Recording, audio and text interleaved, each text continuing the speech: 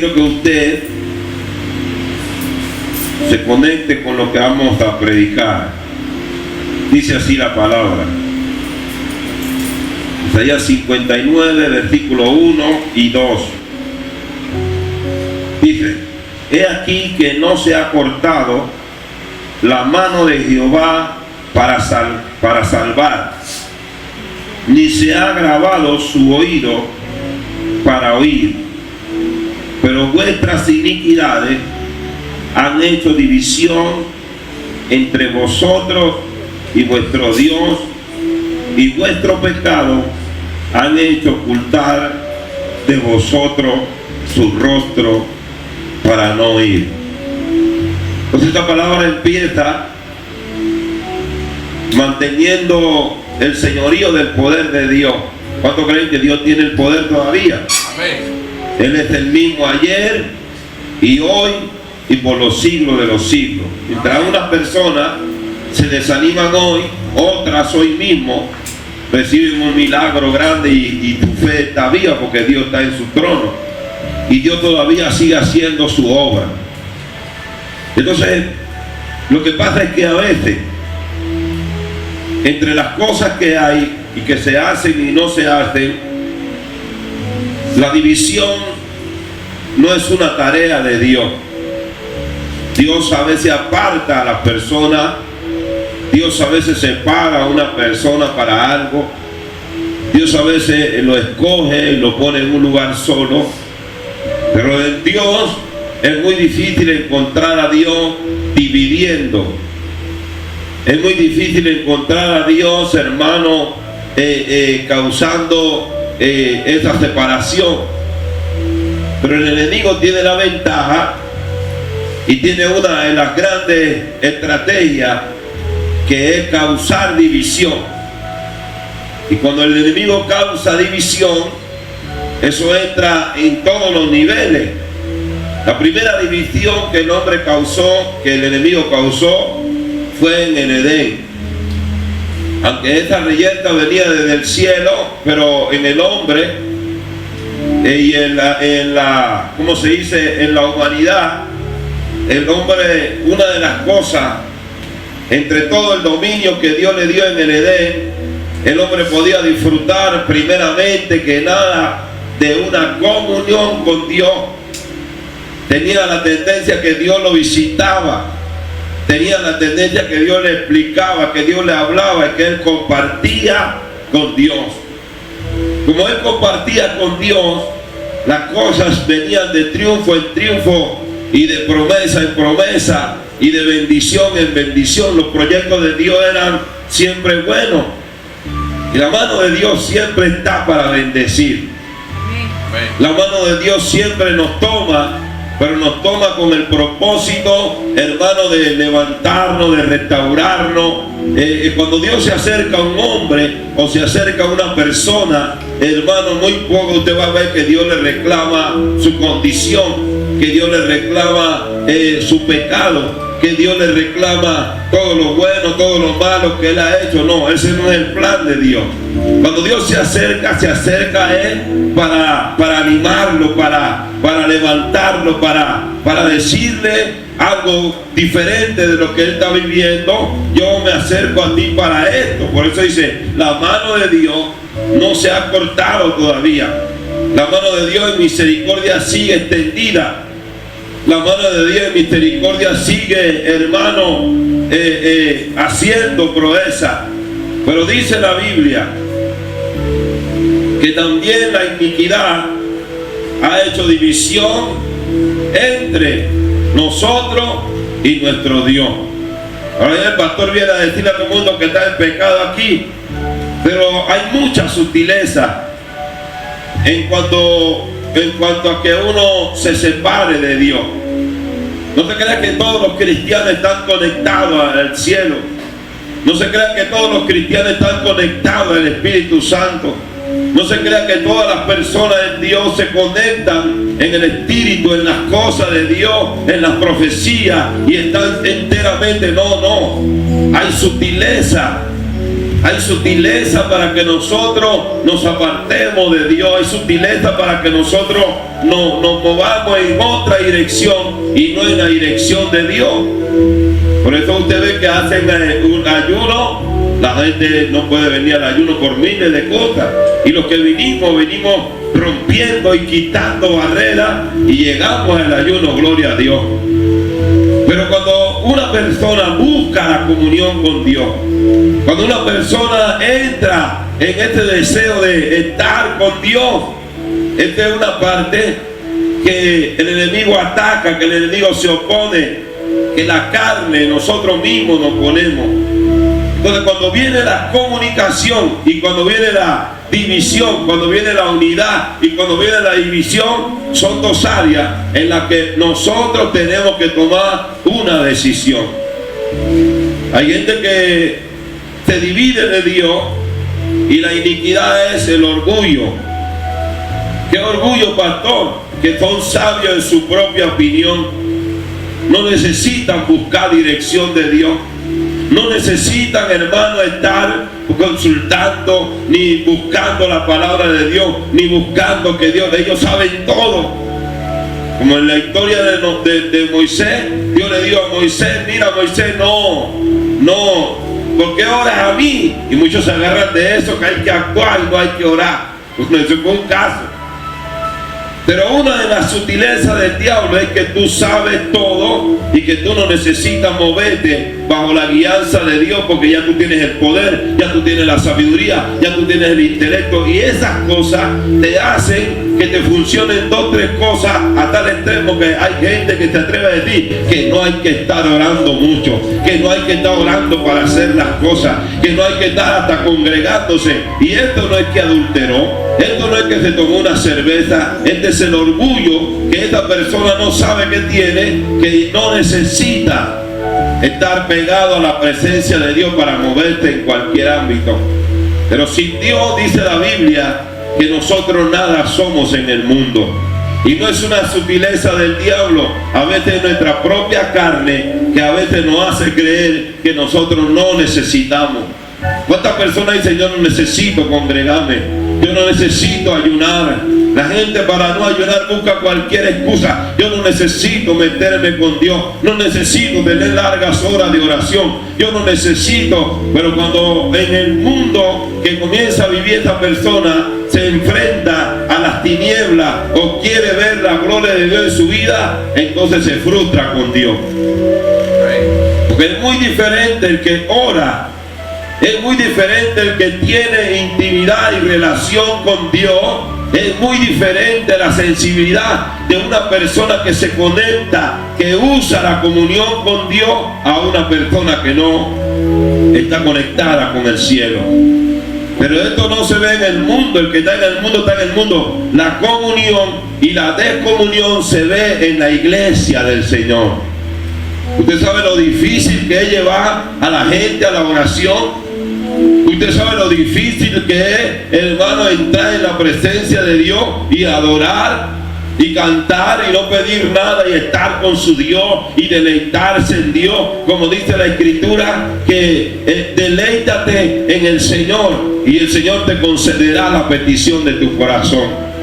Pero cuando no hay esa comunión, cuando no hay esa relación, nosotros nos mantenemos apartados de esa esencia, de esa voz de parte de Dios, de esa sensibilidad espiritual. No podemos escuchar a Dios, no podemos conectarnos con lo espiritual, no nos gozamos en la palabra, no nos gozamos en un culto, no nos gozamos en la alabanza. Hay grupos donde Dios se mueve, hay personas que contaminan, pero hay grupos, hermanos, que están conectados con el cielo para sostener todas las artimañas del diablo que vienen contra la iglesia.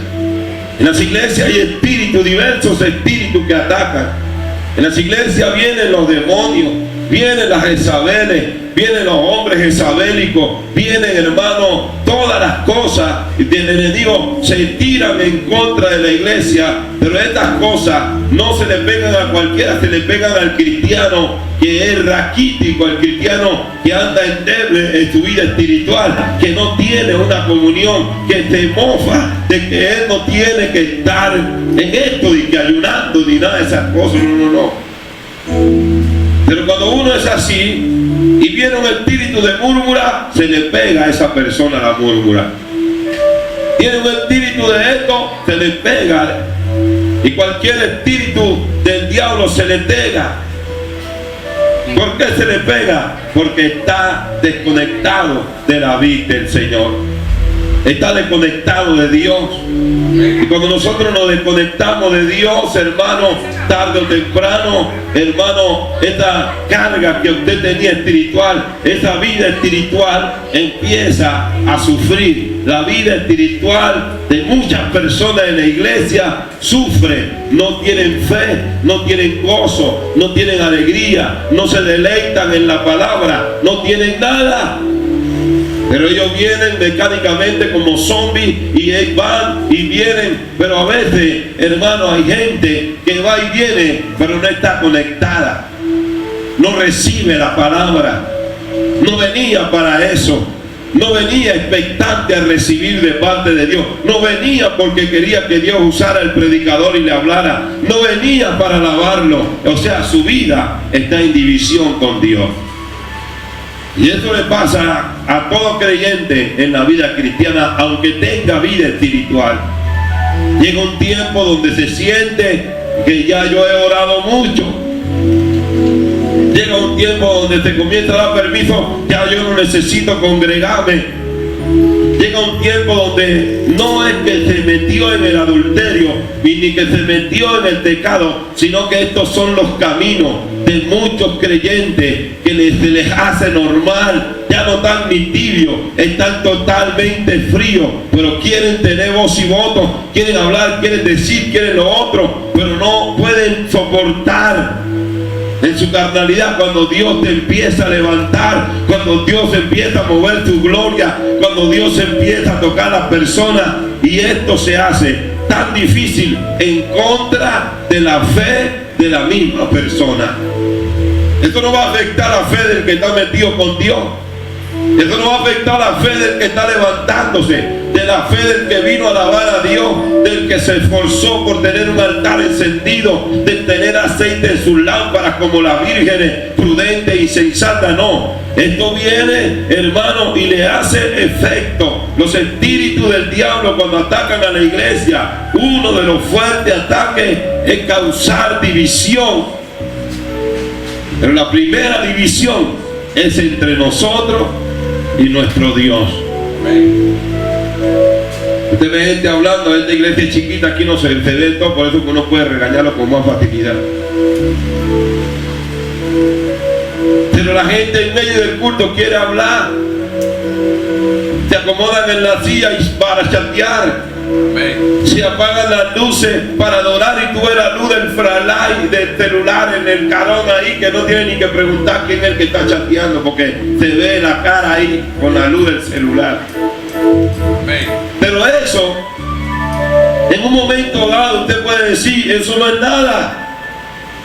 Pero esta persona está dividida, está separada, está en división con el Señor.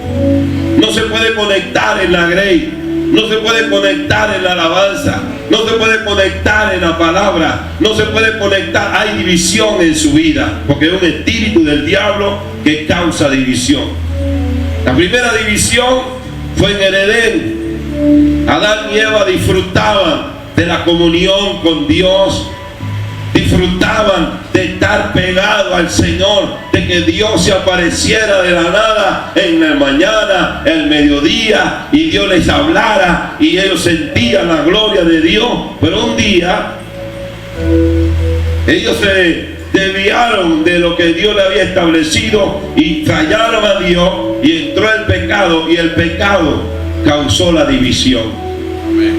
A la gente no le gusta hoy en día A la iglesia del mundo no se puede predicar del pecado, no se puede hablar del pecado. La gente no quiere oír el tema del pecado, pero el pecado es lo que tiene la iglesia en grandes conflictos, porque la gente quiere hacer lo que le da la gana y después quiere venir a los altares, quieren cantar y quieren adorar y quieren hacer de todo, que por qué pusieron a estos músicos y por qué no pusieron a los otros, y discuten como si estuvieran en plena santidad. Pues yo vivo en la gracia, yo vivo en la misericordia de Dios, pero el pecado te divide, el pecado te separa, el pecado te quita la fuente de vida, de la esencia del Espíritu de Dios en tu vida. Y cuando eso viene, entonces tú quieres volver y que Dios te use como si nada.